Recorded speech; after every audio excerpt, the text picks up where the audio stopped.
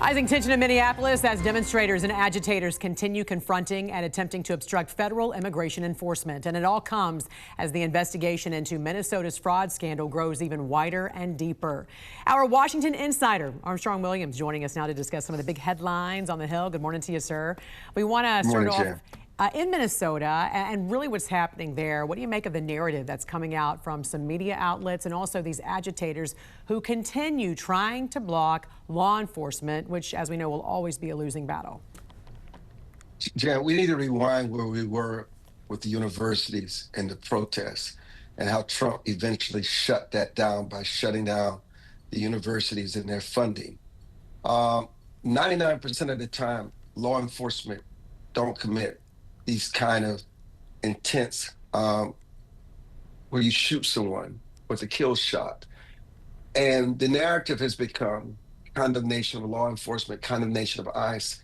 And what we don't realize is that these agitators, this dark hand that fuels this, have found another reason to divide and cause chaos in American cities.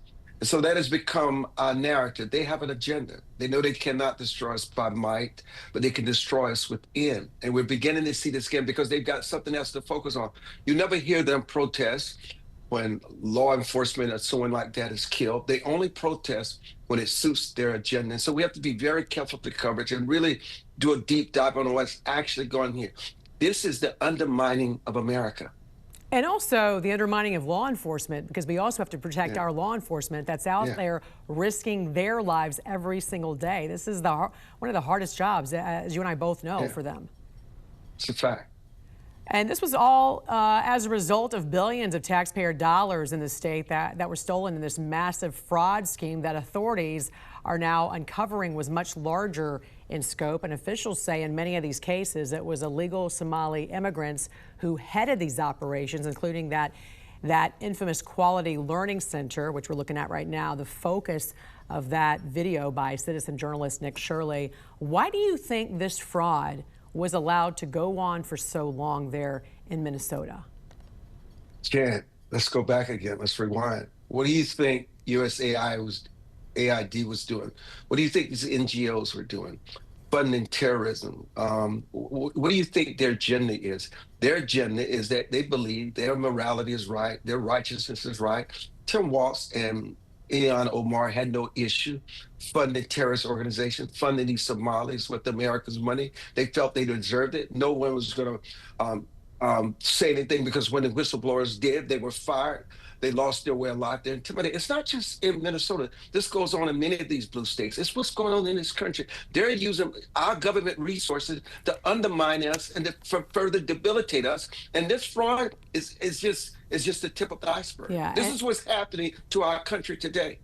And when you speak of funding these terrorist organizations, one area that we know is not being funded as well right now is Hezbollah and a lot of Iran's proxy organizations, a lot of Iran's proxy terrorist organizations, Hamas also. And internationally, Iran is facing this massive crisis with now protests from residents challenging the very survival of the Islamic Republic. So could we finally see the collapse of Iran, do you think? You know, who better to tell the story of how people who live under these regimes every day than the people that are there who protest and rising up? They can say whatever about Trump encouraging this. You can say whatever you want to say about Iran. But Iran days are numbered. The Ayatollah's days are numbered. You just heard Hamas announce that they will not form a government in Gaza. They're going to turn to an independent Palestinian Authority. I mean, Hezbollah, Hamas, ISIS, they're losing their power. Why? Because the things that would support them, like Venezuela oil, Venezuela arms through Russia and China, those things have been disruptive. Criticize Trump all you want, but he's destroyed the very networks, deep-seated networks that they're determined to destroy America, and he has turned them on their head, and they're collapsing within. And there's a lot more to come with Iran, as we know, this week. Now, Iran says they want to come to the negotiating table, so we'll see how that plays out. A lot happening in Washington. Armstrong, always great to talk to you, sir. Thanks for joining us this morning. Thank you, Jan. Tensions are running high in downtown Austin following an anti-ICE protest that organizers say led to multiple arrests. Tonight, those organizers are demanding accountability. CBS Austin's Farrah Walton is live outside of the Travis County Jail. Farrah, what can you tell us about the situation? Well, Adela, members of Dare to Struggle Austin tell me they've been camping outside the Travis County Jail since 9 last night. And in a press conference this afternoon, they talked about what they're calling a brutal police response at last night's anti-ICE protest. Organizers say more than 100 people gathered last night in front of the J.J. Pickle Federal Building downtown to protest the killing of Renee Nicole Good, who was shot by an ICE agent in Minneapolis, Minnesota. The group says the Texas Department of Public Safety and the Austin Police Department brutally cracked down on protesters. They say officers charged into the crowd with bikes and fired pepper spray pellets into the crowd. Organizers say at least 7 people were arrested, including one person who they say was detained after the protest had ended while walking to their car. Now, the confrontations followed hours of escalating tensions between protesters and law enforcement, and when demonstrators were blocking traffic at a busy downtown intersection. What would you say to people who thought that maybe it wasn't okay that you guys went and blocked Congress and 6th Street? I think that it's definitely not okay that people are dying in detention centers and getting shot by ICE agents. That's what's important, not traffic.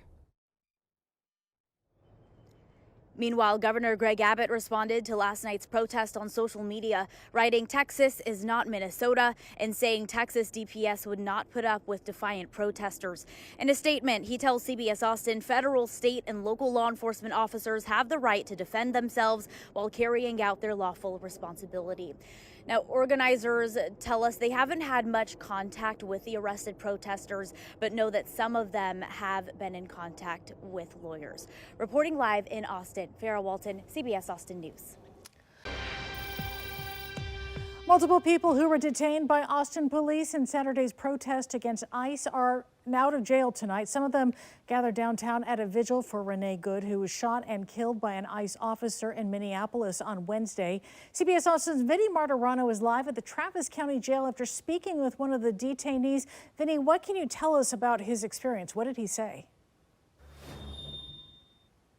Adela, Isa Gutierrez says he was arrested by Austin police Saturday and was going to be charged with obstructing traffic, but those charges were dropped. He says spending time inside the Travis County Jail was jarring. A regret?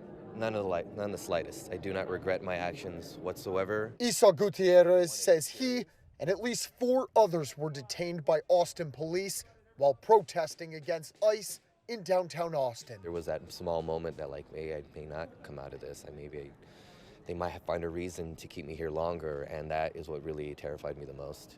Saturday night, a group of demonstrators marched to the intersection of East 6th Street and Congress Avenue, blocking traffic. That's when Austin police rushed into the crowd and detained multiple people. I know it was hours, but it felt like days in a room where there was no windows. A light that was always on and slightly flickering was really affecting my mental health. Gutierrez says he was in jail for a few hours, but he doesn't remember exactly for how long or when he was released. He says he was arrested on charges of obstructing traffic, but they were dropped. Today, he was greeted by many people waiting for him outside the Travis County Jail. It filled me with joy, and most importantly, it filled me with strength. And it reminded me that what I did wasn't in vain. Gutierrez and around 25 others came to a vigil in front of the Travis County Jail to honor Renee Good and Keith Porter, 2 people who were killed by ICE agents this year in Minnesota and in Portland. One of the organizers, Z, says it's important for people in Austin to stand together. To see that I'm not the only one angry, I'm not the only one upset, I'm not the only one that feels the way I do about this, it was very relieving. Now, earlier you could hear people a part of this vigil yelling into the Travis County Jail for the people who were still being held in there, saying, "We love you," and sharing what time it was and what the date was. We reached out to Austin Police and the Travis County Sheriffs for more details on some of these arrests made last night, but did not hear back. Reporting live in downtown Austin, Vinny Martirano, CBS Austin News. People are coming together in this moment. ICE has been appointed to now be judge, jury, and executioner. That is not how we keep our communities safe. Hundreds gathering for a vigil at Terry Shrunk Plaza in downtown Portland tonight to, as they put it, honor the victims and survivors of ICE and Border Patrol violence. The vigil follows that shooting involving federal officers here in Portland, as well as the fatal shooting we saw in Minneapolis by ICE agents the day prior. That claimed the life of 37-year-old Renee Good. And now, K2's Jennifer Singh joins us live in studio after attending that vigil. And Jen, a large emotional turnout there tonight. What else can you tell us about it? Well, Barry, tonight's vigil was all about asking for accountability and justice for federal agents following the shootings in Portland and in Minneapolis. We heard from a number of speakers of local advocacy groups, as well as from city and state leaders who say they're ready to put up a fight. No more waiting, please take action. No more waiting, please take action. Terry Shrunk Plaza in downtown Portland, crowded Saturday night, honoring the victims and survivors of ICE and Border Patrol violence. My people, we are ready. The event starting out in song, community members then reading out victim impact statements of Portlanders who have directly been impacted by the recent actions of federal officers. Our mission is to tear down the legal barriers that prevent our neighbors from participating fully in our community. Among those in attendance, City Councilor Candace Avalos, Congresswoman Maxine Dexter, and State Senator Pham. I am tired of watching people get hurt while those in power evade accountability. It's important as an East Portland councilor, after everything we've been through in the last 48 hours, to be present, to offer my words, but also to offer opportunities for action. Local representatives now calling for an independent investigation into Thursday's shooting in East Portland. The Oregon Department of Justice has announced it will look into the shooting, despite the FBI leading the investigation. I think everybody deserves due process before we jump to allegations that are often rooted in racist misconceptions. Audience members and event organizers echoing the demand for impartial answers. We want a local investigation here into what happened in the shootings. We stand with communities across the United States who are facing similar threats. Rounding out the evening, the passing of a flame, a signal of unity. Guard our feet and guide our hearts on. With our strength we testify. And now, even though we have since learned from DHS and Portland police that the two people shot in Thursday's shooting are tied to the Venezuelan gang Tren de Aragua, everyone I spoke with today tells me they believe the two still have a right to due process. Live in the studio, Jennifer Singh, K2 News. Jennifer, thank you. And as she mentioned, both the men and woman shot by federal agents on Thursday have criminal records in Oregon. Court records that we found show the man, Luis Nino Moncada, has an open DUI case in Washington County and a number of speeding tickets in Multnomah County. DHS says he had a final order of removal. As for the woman, Yorlenes Zambrano Contreras, DHS says she entered the country illegally in 2023 and played an active role in a prostitution ring. They say that she was also involved in a July shooting in Portland, but did not say how. DHS also says, and Portland Police Chief Bob Day confirms, both have some connection to the Venezuelan gang Tren de Aragua. Also, court records show a judge granted Nino Moncada a protective order against Zambrano Contreras less than 2 months ago in late November after he told the court that she hit him with her car.